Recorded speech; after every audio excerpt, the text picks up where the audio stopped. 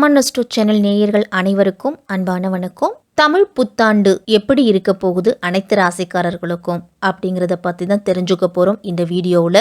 முயற்சியை விதையாக்கி நம்பிக்கையை உரமாக்கி வெற்றி பயிரை அறுவடை செய்வோம் அப்படிங்கிற பொன்மொழியோடு இந்த தமிழ் புத்தாண்டு எப்படி இருக்க போகுது அப்படின்னு தான் தெரிஞ்சுக்க போகிறோம். ஏப்ரல் மாதம் 14/4/2025 திங்கட்கிழமை நமக்கு பிறக்குது. அதே மாதிரி சித்திரை மாதம் 1ஆம் தேதியை தான் நம்ம தமிழ் புத்தாண்டா கொண்டாடிக்கிட்டு இருக்கோம். தமிழ் புத்தாண்டு குரோதி வருடம் முடிந்து விஸ்வாவசு அப்படிங்கிற ஆண்டு நமக்கு பிறக்க இருக்குது. உலகத்துல உள்ள எல்லாருமே நிறைவாகவும் மகிழ்ச்சியாகவும் வாழ போகிறோம் அப்படிங்கிறது தான் இந்த விஸ்வாவசு அப்படிங்கிறதுக்கு உண்டான பொருள். வருட கிரகங்களான சனி பெயர்ச்சி, ராகு கேது பெயர்ச்சி, குரு பெயர்ச்சி இதை வைத்து தான் விஸ்வாவசு வருடம் அப்படிங்கிறது கணிக்க போறோம். சனி பகவான் மார்ச் 29/3/2025 தான் திருக்கணித பஞ்சாங்கப்படி கும்பராசியிலிருந்து மீன ராசிக்கு பெயர்ச்சி அடைஞ்சிட்டாரு. சித்திர மாதம் 31ஆம் தேதி குரு பகவான் ரிஷபராசியிலிருந்து மிதுன ராசிக்கு பயிற்சியாக போறாரு.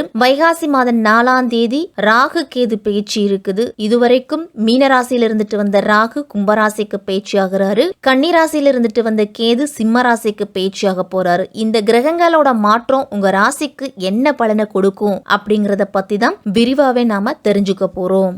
எந்த ஒரு விஷயத்தையும் அலசி ஆராய்ந்து முடிவெடுப்பதில் வல்லவர் அப்படின்னா இந்த மிதுன ராசிக்காரர்கள். புதன் பகவானை ராசி அதிபதியா கொண்டவங்க தான் இந்த மிதுன ராசிக்காரர்கள். உங்க ராசியின் அதிபதியா விளங்கக்கூடிய புதன் பகவான் உங்க ராசியில 10ஆம் இடத்துல ராகுவோடு ஒன்று சேர்ந்து ராசிக்கு 12க்கும் 5க்கும் அதிபதியான சுக்கிரனோடு சேர்ந்து இருக்கிறாரு. அவரோடு சனி பகவானும் இருக்கிறாரு. அதனால இந்த விஸ்வாவசு தமிழ் புத்தாண்டு உங்க வாழ்க்கையில பல மாற்றத்தை ஏற்படுத்தி கொடுக்க போகுது.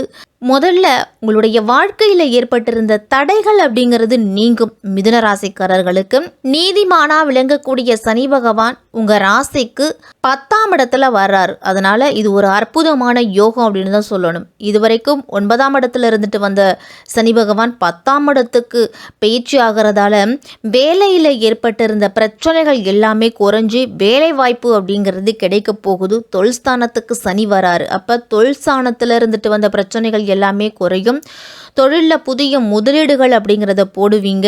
முதலீடு போடும் பொழுது உங்களுடைய கையிருப்பு எந்தளவு இருக்கோ அந்த அளவு முதலீடு போடுங்க. கடன் வாங்கி முதலீடு போடுவதை தவிர்த்துக்குங்க. உங்கள்கிட்ட 10 ரூபாய் இருக்குன்னா 10 ரூபாய்க்கு தகுந்த மாதிரி என்ன தொழில் செய்ய முடியுமோ அதை மட்டும் நீங்கள் செய்யணும். கடன் வாங்கி முதலீடு போட்டு கடன் வாங்கி தொழில் ஆரம்பிக்கிறத தவிர்த்துக்கணும். உடல் ஆரோக்கியத்தில் இருந்துட்டு வந்த பிரச்சனைகள் குறையும். நீங்கள் அதே மாதிரி கணவன் மனைவிக்கிடையே இருந்துட்டு வந்த பிரச்சனைகளும் குறைஞ்சி ஒரு நல்ல முன்னேற்றமும் நல்ல அந்யூன்யமும் அதிகரிக்கும்.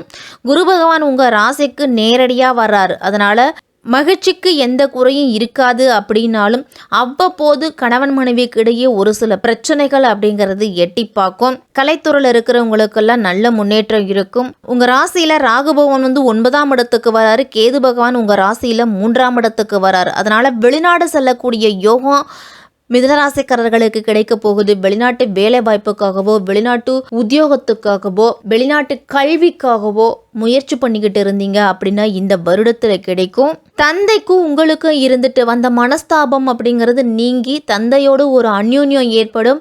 தந்தை வழி சொத்துக்கள் கிடைக்கும். பூர்வீக சொத்துல இருந்துட்டு வந்த பிரச்சனைகள் எல்லாமே குறைஞ்சி பூர்வீக சொத்து அப்படிங்கிறது இந்த வருடத்துல உங்களுக்கு கிடைக்க போகுது. மிதுனராசிக்காரர்களுக்கெல்லாம் உங்க ராசிக்கு பழைய பிரச்சனைகள் வழக்குகள் கடன் தொல்லையில் இருந்தெல்லாம் இந்த வருடத்துல விடுபடுவீங்க. குடும்பத்துல தம்பதிக்கு இடையெல்லாம் அந்யோன்யம் ஏற்படும். மகனுக்கு நல்ல பெண் மகனுக்கு திருமணத்துக்காக வரன் பார்த்துக்கிட்டு இருந்தீங்க அப்படின்னா நல்ல வரன் அமைய போகுது. உங்களுடைய குழப்பங்களும் வீண் விவாதங்களும் விலக போகுது. குழந்தை பாக்கியத்துக்காக ஏங்கிக்கிட்டு இருந்தவர்களுக்கு குழந்தை பாக்கியம் கிடைக்கும். இந்த வருடத்தில் உங்களுடைய எதிர்பார்ப்புகள் அப்படிங்கிறது இந்த புத்தாண்டில் நிறைவேற போகுது. மனதை வாட்டிக்கிட்டு இருந்த விஷயங்களை நீங்கள் எதிர்பார்க்கும் நல்ல தீர்வு அப்படிங்கிறது கிடைக்கும். அதனால் சின்ன சின்ன சவால்கள் அப்படிங்கிறது இருந்துக்கிட்டு தான் இருக்கும். மிதுனராசிக்காரர்களுக்கும் குரு பகவான் மே மாதம் 15ஆம் தேதி ரிஷபராசியிலிருந்து உங்கள் ராசிக்குள்ளேயே வராரு. ஜென்ம குரு தான் அப்படின்னாலும் உங்களுக்கு ஓரளவு நல்ல பலன்களை கொடுப்பாரு. இதுவரைக்கும் செலவுகளால் வாடியிருந்த உங்களுடைய மனம் அப்படிங்கிறது இனிமேல் செலவுகள் குறையிறதால மனதிலையும் சரி முகத்திலையும் சரி மகிழ்ச்சி அப்படிங்கிறது இருக்கும். பெரிய கஷ்டங்கள் குறித்த கவலை அப்படிங்கிறது இருக்காது. மிதுனராசிக்காரர்களுக்கு எவ்வளவோ கஷ்டப்பட்டுட்டோம், எவ்வளவோ பார்த்துட்டோம், இதை பார்க்க மாட்டோமா அப்படிங்கிற தன்னம்பிக்கை அதிகரிக்கும். ஆரோக்கியத்தில் மட்டும் அக்கறை காட்டணும். உடற்பயிற்சி, யோகா, தியானம் இதெல்லாம் முடியும் பொழுது செய்யுங்க. ரத்தத்தில் சர்க்கரையோட அளவு எவ்வளவு இருக்குது அப்படின்னு பரிசோதித்து கொள்ளணும். உணவு விஷயத்தில் அதிக கவனத்தோடு இருக்கணும்.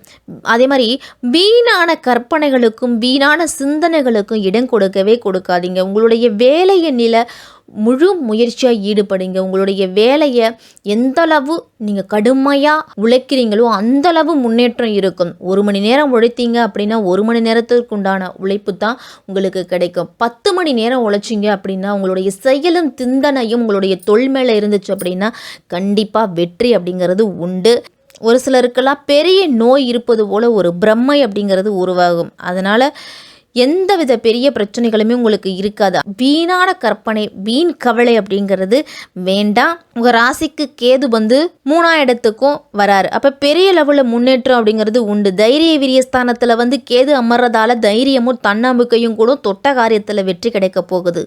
குடும்பத்தில் இருந்துட்டு வந்த சந்தோஷம், குடும்பத்தில் இருந்துட்டு வந்த மன சங்கடங்கள் அப்படிங்கிறது நீங்கும். நீங்கள் எதிர்பார்த்த வகையில் உதவிகள் அப்படிங்கிறது கிடைக்கும். தாயாரோடு இருந்துட்டு வந்த கருத்து வேறுபாடு எல்லாமே நீங்க போகுது. தாயாருடைய உடல் ஆரோக்கியத்தில் இருந்துட்டு வந்த பிரச்சனைகள் எல்லாமே முடிவுக்கு வரும். இளைய சகோதரரோடு இருந்துட்டு வந்த மனஸ்தாபம் அப்படிங்கிறது நீங்க போகுது. ராகு பகவான் உங்க ராசிக்கு 9ஆம் இடத்துல அமர்றாரு.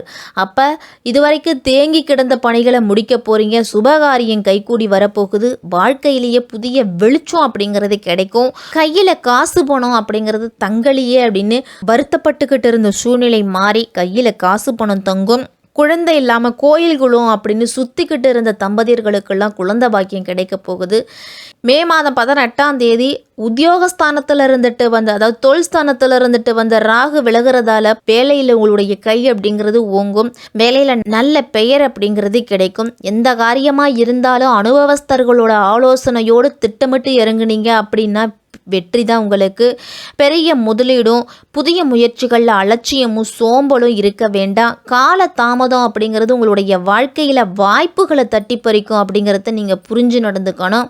வெள்ளிக்கிழமையில் ராகு காலத்தில் துர்க்கை அம்மனுக்கு எலுமிச்சம்பழத்தில் தீபம் ஏற்றி வழிபட்டுட்டு வாங்க. எல்லா வகையிலையும் உங்களுக்கு முன்னேற்றம் அப்படிங்கிறது இருக்கும். ரிஷபராசிக்காரர்களுக்கெல்லாம் மற்றவர்கள் மேலே இருக்கக்கூடிய எதிர்பார்ப்புகளை தவிர்த்துக்குங்க. மிதுனராசிக்காரர்கள் செவ்வாய்க்கிழமை தோறும் முருகப்பெருமானுக்கு 6 தீபம் ஏற்றி வழிபட்டுட்டு வாங்க. உங்களுக்கு நல்ல முன்னேற்றம். இந்த விஸ்வாவசு வருடம் மிதுனராசிக்காரர்களுக்கு மிகப்பெரிய அளவில் முன்னேற்றத்தை கொடுக்க போகுது. அதில் எந்த விதமான மாற்று கருத்தும் இல்லை.